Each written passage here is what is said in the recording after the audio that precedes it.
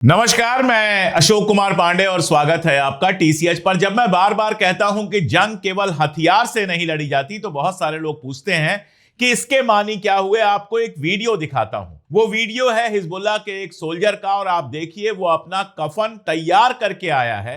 अपने ड्रेस के ऊपर उसने कफन पहना हुआ है और वो बता रहा है कि हम तो मरने के लिए तैयार होकर जंग में आए हैं। और अब इसके साथ साथ एक खबर देखिए जो लगातार इजराइल से आ रही है। पहले यह लगा शायद फेक न्यूज हो गई, फिर जब इजराइल के अखबारों ने छापना शुरू किया, जब जेरूसलम टाइम जैसे अखबार ने छापा और भी अखबारों ने जब इजराइल के छापना शुरू किया, तो समझ में आ गया कि खबर तो बिल्कुल सही है। तो खबर यह है कि मीटिंग के दौरान इजराइल के जो आर्मी चीफ हैं, उन्होंने साफ साफ कहा कि हमारी आर्मी लड़ने के लिए तैयार नहीं है। जितनी आर्मी की हमें जरूरत है उतनी आर्मी है नहीं। और 2-3 साल से लगातार लड़ाई लड़ते लड़ते हमारे सैनिक बुरी तरह से थक गए हैं। और मैं 10 रेड फ्लैग्स लगा रहा हूं। रेड फ्लैग का मतलब यहां पर चीजें खत्म होती हैं, बस इससे ज्यादा नहीं हो सकता। तो मैं 10 रेड फ्लैग लगा रहा हूं। हमारी आर्मी अब लड़ने की कंडीशन में नहीं है। यह फर्क है दोनों तरफ, जिसकी मैं बात आपसे लगातार कर रहा हूं। कल आईआरजीसी के नेवी चीफ को मार दिया गया। इजराइल की पूरी पॉलिसी है इंपॉर्टेंट लोगों को मारने की। तो जो आईआरजीसी के नेवी चीफ है उनको शहीद कर दिया गया कल। लेकिन ईरान के जो हौसले हैं उसमें कहीं से कोई फर्क नहीं आया। यहां इजराइल लगातार गजा में 2 साल से नरसंहार चला रहा है, जेनोसाइड चला रहा है, बच्चों को मार रहा है, औरतों को मार रहा है। इजराइल का एक मंत्री संसद में खड़े होकर कहता है कि आईडीएफ वाले अगर बच्चों को भी मार रहे हैं तो मुझे कोई दिक्कत नहीं है। जेनिन में बच्चे भी अपराधी हैं, कोई बच्चा इनोसेंट नहीं है। कुछ भी करेंगे आईडीएफ वाले, हम उसको बचाएंगे। इजराइल की सरकार हर हाल में आईडीएफ के लोगों को बचाती है, यहां तक कि जब उनके साथ रेप तक के आरोप लगे तो भी आईडीएफ के लोगों को बचा लिया गया। और इन सब के बावजूद हालत यह है कि इजराइल की आर्मी के लोग लड़ने को तैयार नहीं है। यह बात वहां का आर्मी चीफ कह रहा है। यह बात वहां का आर्मी चीफ कह रहा है कि थक चुके हैं, अब लड़ने को तैयार नहीं है। अगर गए होते लेबनान के बॉर्डर में और बड़े आराम से हिजबुल्लाह के खत्म करके आ गए होते, लेबनीज लोगों को मार के आ गए होते, उनके घर तोड़ के आ गए होते, तब कोई दिक्कत नहीं होती। लेकिन इस बार लेबनान ने जैसे एक दिन में इनके 20-22 मरकावा तोड़े हैं, लगातार इनके ऊपर हमले किए हैं। एक वीडियो चल रहा था, वो मैं दिखा नहीं पाऊंगा आपको। एक महिला बड़ी बड़ी बातें कर रही थी अपने शेल्टर में बैठकर, और अचानक से बम आकर गिरता है उसके बगल में। उसके क्या हाल है मैं नहीं जानता, लेकिन इस तरह की बमबारी, इस तरह के रॉकेट लगातार हिजबुल्लाह ने छोड़े हैं कि आयरन डोम, जैसा कि मैं कहता हूं, आयरन मोम बन के रह गया है। और यही वजह है कि इजराइल के सैनिक लड़ने को तैयार नहीं है। यह वो बात है जो हम लगातार कह रहे हैं। और आप देखिए, अगर इजराइल के आईडीएफ के सैनिकों की बात अगर आप देखेंगे, तो 1 जनवरी को हरीज ने एक रिपोर्ट छापी। इजराइल का अखबार है और थोड़ा बेहतर अखबार है। वो बताता है कि 2025 की अगर बात करें तो 22 इजरायली सैनिकों ने खुद अपनी जान दे दी थी, खुदकशी की थी, जो अब तक का हाईएस्ट है। और 2026 अभी चल रहा है और इसके आसपास खुदकशी हो चुकी है। यह कंडीशन इजराइल की आर्मी की है। वैसे भी जब आप बच्चों को लगातार मारोगे, औरतों को लगातार मारोगे, निहत्थों को लगातार मारोगे, घर छीनने में लोगों की मदद करोगे, तो मेंटल स्ट्रेस तो पड़ेगा ही। अगर जरा सी भी इंसानियत कहीं अंदर होगी तो वो बार बार आपको परेशान तो करेगी ही। तो ट्रॉमा से गुजर रहे हैं, मेंटल ट्रॉमा से गुजर रहे हैं, दिमागी तवाजुन बिगड़ रहा है, और इलाज करने के लिए डॉक्टर्स नहीं। इजराइल एक समाज के रूप में बहुत बुरी तरह से टूट रहा है। यह मैं आपको जितनी खबरें, जिस तरह की खबरें लगातार इजराइल से आ रही हैं, बहुत क्लियर बता सकता हूं। और इसीलिए बहुत सारे लोग यह सवाल उठाते हैं कि क्या नेतन्याहू ने इजराइल के वजूद को खतरे में डाल दिया है। और जहां तक मेरा सवाल है, मैं मानता हूं कि उसने इजराइल के वजूद को खतरे में डाल दिया है। जिस इजराइल को पूरी दुनिया का सपोर्ट मिलता था, आज दुनिया में उसका अमेरिका के अलावा कोई सपोर्ट करने वाला नहीं है। वैसे बाकी खबरों पे बढ़ूं उसके पहले, अमेरिका के ऊपर एक बड़ा गजब का कमेंट किया है फ्रांस की सीनेट में एक सीनेटर ने। सीनेटर मतलब जैसे हमारे यहां एमपी होते हैं। उन्होंने कहा कि अमेरिका की सत्ता पर कुछ शराबियों और ड्रग एडिक्ट्स ने, नशेबाजों ने कब्जा कर लिया है और जब भी एप्स्टीन फाइल से कोई नई चीज बाहर निकलती है तो वो किसी मुल्क के ऊपर जाकर बमबारी करना शुरू कर देते हैं। मुझे नहीं लगता कि एक लाइन में इससे बेहतर बात ट्रंप और उसके लोगों के बारे में कही जा सकती है। ट्रंप की हालत यह है कि ऐसा लगता है वो लगातार नशे में है। कहा यह जा रहा है कि रोज उसको 2 मिनट का एक वीडियो दिखाया जाता है कि ईरान में क्या चल रहा है, उसको उतना ही पता रहता है। और जाहिर सी बात है, वहां की आर्मी 2 मिनट का वीडियो दिखाएगी तो क्या दिखाएगी? यही दिखाएगी कि ईरान में हमने इतने घर तोड़ दिए, इतनी जगहों पर हमला कर दिया, इतनी जगहों पर बम गिरा दिया। हमारा कितना नुकसान हुआ ये तो बताएगी नहीं, तो पागलों की तरह कुछ भी बकता रहता है, कुछ भी बकता रहता है। हिंदुस्तानी टाइम के हिसाब से रात के 1:30 बज रहे थे। मैं अभी जगा हुआ था, रिसर्च कर रहा था। अचानक से खबर आई कि ट्रंप ने 10 दिन के लिए बढ़ा दिया, 10 दिन की मियाद बढ़ा दी कि अगले 10 दिन तक अब हम ईरान के जो पावर सेक्टर के इलाके हैं उन पर हमला नहीं करेंगे। और कहा कि मुझसे तो ईरान के लोगों ने रिक्वेस्ट किया, इसलिए मैंने 10 दिन बढ़ा दिया। ईरान कौन सी रिक्वेस्ट कर रहा है वो तो हम सब लोग देख रहे हैं। ईरान के लोगों के बयान लगातार जो आ रहे हैं वो भी हम देख रहे हैं। और ईरान जिस तरह से तेल अवीव को लगातार तबाह बर्बाद कर रहा है, हाइफा पर लगातार हमला कर रहा है, डिमोना पर लगातार हमला कर रहा है, वो हम देख रहे हैं। यही ट्रंप है ना जिसने कहा था कि पूरी तरह से हमने ईरान की सारी क्षमता खत्म कर दी, अब उनके पास मिसाइल नहीं बची हैं। मिसाइल्स को लेकर लगातार गलत और अफवाह फैलाने की कोशिश इंटरनेशनल और हिंदुस्तानी गोदी मीडिया करता रहा है। आपके सामने मैं एक ग्राफ दिखाता हूं कि इजराइल ने किस तरह से मिसाइलें दागी हैं। जाहिर तौर पर पहले 2 दिन बहुत ज्यादा मिसाइलें दागी गईं, उसके बाद प्लान तरीके से मिसाइलें कम की गई, बढ़ाई गई, कम की गई, बढ़ाई गई, और उसके बाद आप देखते हैं लगभग नॉर्मल हो गई कि 30, 35, 25 के आसपास मिसाइलें रोज इजराइल में गिर रही हैं। ये इजराइल के खिलाफ ईरान ने एक पैटर्न अपनाया हुआ है, इसलिए इजराइल और अमेरिका और उनका गोदी मीडिया जो लगातार कह रहा है कि ईरान की मिसाइलें खत्म हो गई हैं, वो पूरी तरह से झूठ है। इसके अलावा मिसाइलें अब सीधे गिर रही हैं, और यही वजह है कि तमाम पर्दों, तमाम सेंसर के बावजूद इजराइल की तबाही की तस्वीरें लगातार सामने आती जा रही हैं। लेकिन इन सबके बीच इजराइल का जो गोदी मीडिया है वो अपना खेल खेल रहा है। जैसे मैं आपको बताऊं कि वाईनेट न्यूज पर एक खबर आती है, एक्सियोस में भी ऐसी खबरें आ चुकी हैं, जिसमें कहा जा रहा है कि इजराइल के प्रधानमंत्री नेतन्याहू ये कह रहे हैं मीटिंग में कि हमें नहीं पता ट्रंप किस दिन जंग खत्म कर देगा, ट्रंप कभी भी जंग खत्म कर सकता है। ये खबरें क्यों फैलाई जाती हैं? ये खबरें इसलिए फैलाई जाती हैं ताकि दुश्मन, यानी कि उनका दुश्मन जो है ईरान, वो थोड़ा सा नॉर्मल हो जाए कि जंग खत्म होने वाली है। हालांकि ये सब चाल अब चलती नहीं। ईरान इतना ये तमाशा कर चुके हैं कि ईरान इनकी हर चाल को अच्छी तरह से जानता है, और वो जानता है कि इधर सीज फायर की बात कर रहा है, समझौते की बात कर रहा है, 10 दिन बढ़ाने की बात कर रहा है, लेकिन उधर उसकी आर्मी, उसके पैराट्रूपर्स, उसकी मरीन लगातार ईरान के आसपास इकट्ठा हो रही हैं। वो खर्ग पर हमले की बात कर रहा है, लेकिन खर्ग के आसपास दूसरे इलाके भी खतरे में हैं। कल मैंने बहुत डिटेल में डिस्कस किया था कि बहुत मुमकिन है कि खर्ग पर हमला ना हो, कहीं और हमला हो। यह बात पेपे एस्कोबार ने भी कल कही, जो मिडिल ईस्ट के बड़े एक्सपर्ट माने जाते हैं। तो ईरान पूरी तरह से तैयार है और ईरान लगातार हमले कर रहा है। अब एक सवाल लगातार लोग पूछते रहे हैं और पूछ रहे हैं कि आखिर Iran Saudi Arabia, UAE, Bahrain ऐसे इलाकों पर हमला क्यों कर रहा है। मैं आपको एक कानून बताता हूं जो कानून बनाने वाले लोग हैं उनके लिए।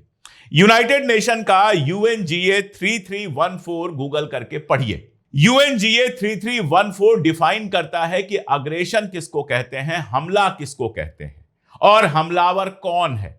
और उसमें वो बताता है कि अगर कोई मुल्क सीधे हमले में शामिल नहीं है, लेकिन उसकी जमीन या आसमान का इस्तेमाल हमले के लिए किया जा रहा है, तो वो भी अग्रेसर माना जाता है। यानी हमला तो अमेरिका और इजराइल ने किया है, इसमें कोई दो राय नहीं है, लेकिन जिन मुल्कों ने अपनी जमीन और आसमान को इस्तेमाल होने की इजाजत दी है, वो भी हमलावर हैं।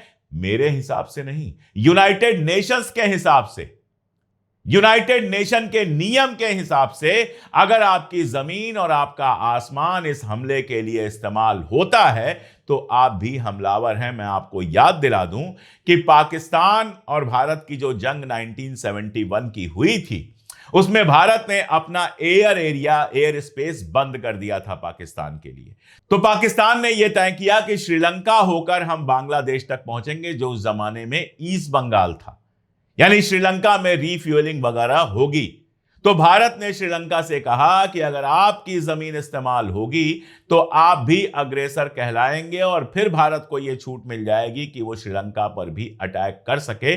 उसके बाद श्रीलंका ने पाकिस्तान को इस बात की इजाजत नहीं दी कि उसका एयर स्पेस या उसकी जमीन इस्तेमाल की जाए रीफ्यूलिंग वगैरह के लिए।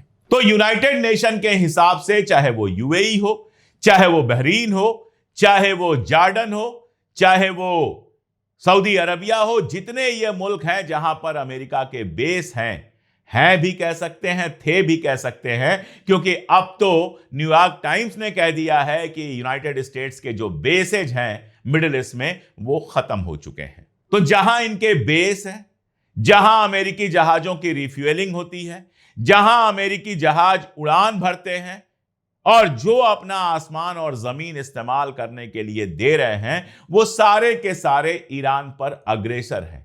और जब वो ईरान पर अग्रेसर हैं तो बहुत सीधी सी बात है कि ईरान को यह कानूनी हक मिल जाता है कि उनके ऊपर हमला करे, इसलिए वो हमला कर रहा है। देखिए, कतर ने खुद को इससे बाहर कर लिया। कतर ने कहा भैया हम इस लड़ाई में नहीं पड़ेंगे। ईरान यहां पर हजारों बरस से है और अगर कोई सोचता है कि ईरान को पूरी तरह से खत्म कर देगा, नक्शे से मिटा देगा, तो यह नामुमकिन है। हमें भी यहीं रहना है, ईरान को भी यहीं रहना है, तो हम तो दोस्ताना रिश्ते बनाकर रखेंगे, हम ईरान पर हमला नहीं करेंगे। यह कतर ने खुल के कह दिया कि हमारी जमीन का इस्तेमाल हम ईरान पर हमले के लिए नहीं होने देंगे। उसके बाद देखिए कतर के ऊपर कोई हमला नहीं हो रहा है, लेकिन सऊदी अरबिया, यूएई, बहरीन, ये सब तो अपनी जमीन का इस्तेमाल करने दे रहे हैं। और बहरीन और यूएई, जरा नक्शे में देखिए इनकी साइज क्या है। और यूएई जहां 85% लोग बाहर के हैं, ये जिस तरह की बातें लगातार कर रहे हैं, ऐसा लग रहा है कि इस जंग में तकरीबन शामिल हो चुके हैं। खास तौर पर आप यूएई को देखिए, 85% लोग बाहर के हैं। और यूएई में मेरा इंटरेस्ट इसलिए भी रहता है कि सबसे ज्यादा हिंदुस्तानी तो यूएई में रहते हैं, मेरे अपने घर के लोग भी वहां पर हैं। वो लगातार जिस तरह का बयान दे रहा है, उसके डिप्टी पुलिस चीफ कहते हैं कि अरब मुल्कों को इजराइल के साथ खड़े हो जाना चाहिए, ईरान टेररिस्ट मुल्क है। अमेरिका में उसका एम्बेसडर आर्टिकल लिखता है और उस आर्टिकल में लिखता है कि सीज फायर ऐसे नहीं होना चाहिए, कंप्लीट होना चाहिए, फला होना चाहिए, ये होना चाहिए। उसके बहुत सारे मानी निकाले जा रहे हैं। एक मानी ये निकाला जा रहा है कि ऐसा सीज फायर होना चाहिए जिसमें ईरान न्यूक्लियर बम ना बना सके, नई मिसाइलें ना बना सके, वगैरह वगैरह। वो नहीं होने वाला है, ये ख्वाब देखना छोड़ दीजिए। लेकिन उसकी टोन और टेनर पढ़ के बहुत साफ समझ में आता है कि अमेरिका से कहा जा रहा है कि ईरान को तबाह बर्बाद करते रहिए, ईरान के ऊपर लगातार हमले करते रहिए। सऊदी अरबिया के बारे में भी न्यूयॉर्क पोस्ट में आर्टिकल आया, हालांकि उसके बाद सऊदी अरबिया ने कहा कि नहीं, हमने बिल्कुल ऐसा नहीं कहा है। लेकिन क्या सच है क्या झूठ है कोई नहीं जानता है, खासतौर पर तब जब ट्रंप भी एक सवाल के जवाब में इन मुल्कों का नाम ले चुका है। अब अगर यूएई वाकई जंग में जाता है तो क्या होगा वो कहने की जरूरत नहीं है, मैं सोच कर भी डर रहा हूं। अगर वो फ्रांस के भरोसे है, अगर वो अमेरिका और इजराइल के भरोसे है, तो उसको पता होना चाहिए कि अमेरिका और इजराइल ना तो अमेरिकन बेसिस को बचा पाए, ना इजराइल को बचा पा रहे हैं, तो वो यूएई को बचाने नहीं आएंगे। यही हाल बहरीन का है। और ये भी आपको बता दूं, थोड़ा सा इतिहास देख लीजिए, यूएई क्या है। यूएई तो ओमान सल्तनत जो इस समय है उसका हिस्सा था, उससे अलग करके बना हुआ है। बहरीन क्या है? बहरीन ईरान से निकलकर बना हुआ है। बहरीन तो ईरान का हिस्सा था, शाह के जमाने में उसको एक तरह से अमेरिका को गिफ्ट दिया गया था। है कितना बड़ा सा, 9 करोड़ की आबादी है ईरान की।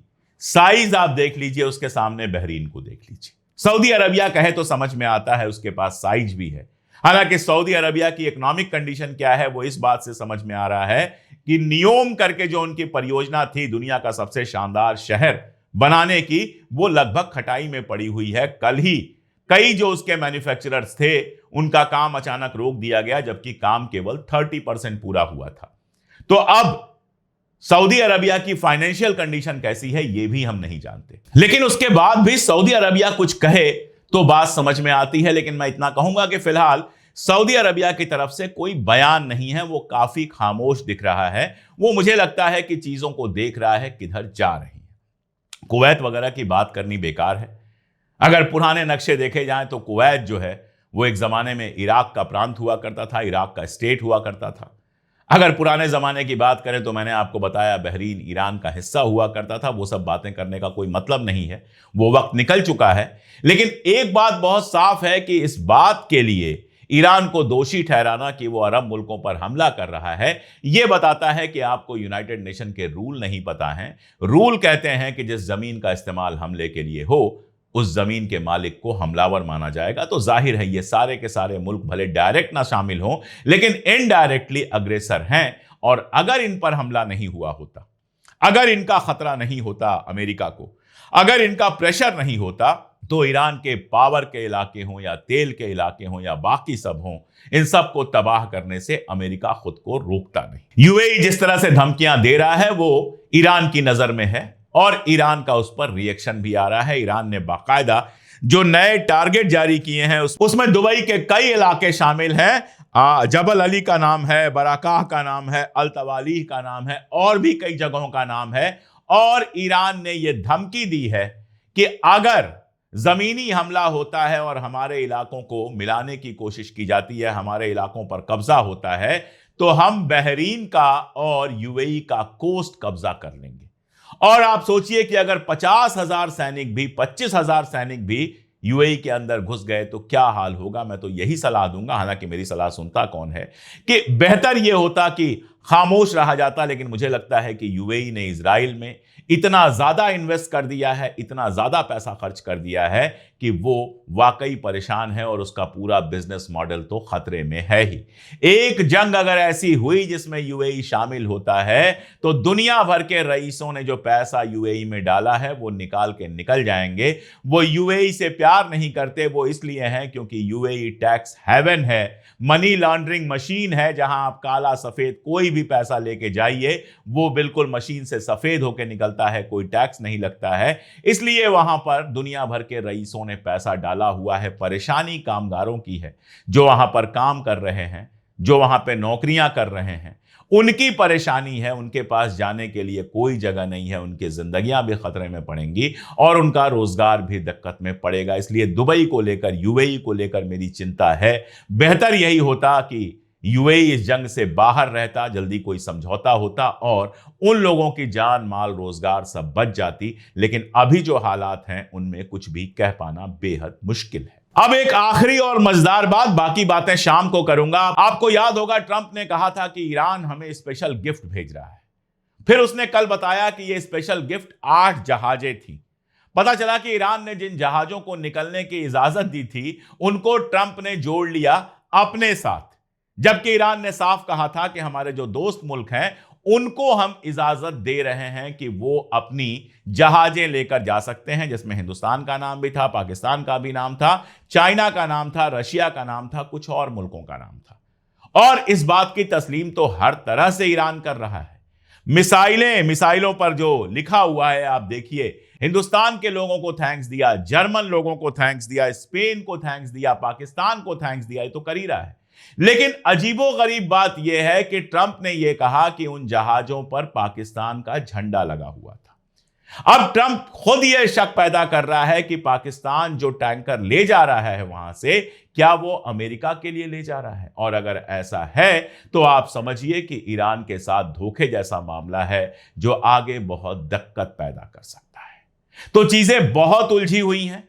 अभी भी हम नहीं जानते कि जो बातचीत चल रही है वो कहां पहुंची है। ये मैं कह सकता हूं कि बातचीत चल तो रही है, डायरेक्ट नहीं इनडायरेक्ट सही बातचीत चल तो रही है, लेकिन वो कहां पहुंची है। क्या अमेरिका वाकई इससे बाहर निकलने की सोच रहा है? क्योंकि ट्रंप का एक बयान बातचीत में यह आया कि अगर हम गल्फ में नहीं भी रहेंगे तो भी गल्फ कंट्रीज की रक्षा करेंगे। तो क्या वो अपने अड्डे बंद करने की प्लानिंग कर रहा है, या फिर यह सब नाटक इसलिए चल रहा है कि जमीनी जो हमला होना है उससे ध्यान भटकाया जा सके? तो चीजें बेहद उलझी हैं। हमें नहीं पता कि कल क्या होगा। ट्रंप के दिमाग में क्या चल रहा है ये कई बार मुझे लगता है ट्रंप को भी नहीं पता, और ये भी तब जब ट्रंप अपने दिमाग से काम कर रहा हो। बहुत सारे अमेरिकन एक्सपर्ट्स का कहना है कि ट्रंप वही करता है जो नेतन्याहू उसको करने को कहता है। तो कल क्या होगा ये किसी को नहीं पता, लेकिन अभी फिलहाल जो हालात हैं उसमें हम ये कह सकते हैं कि ईरान ने जबरदस्त प्रेशर बनाया हुआ है, और अगर जमीनी हमला भी होता है तो जमीनी हमले के लिए ईरान पूरी तरह से तैयार है। अभी तक की ये अपडेट्स मेरे पास थी जो मैंने आपसे साझा की। कुछ और जरूरी अपडेट्स आई हैं, शाम के वीडियो में वो मैं साझा करूंगा। आप जुड़े रहिए हमारे साथ, देखते रहिए हमारे वीडियोस, दूर तक पहुंचाते रहिए, और हम कोशिश लगातार यही करेंगे कि सबसे तेज ना सही, सबसे सही खबरें आप तक लेकर आते रहें। आज के लिए इतना ही, बहुत शुक्रिया।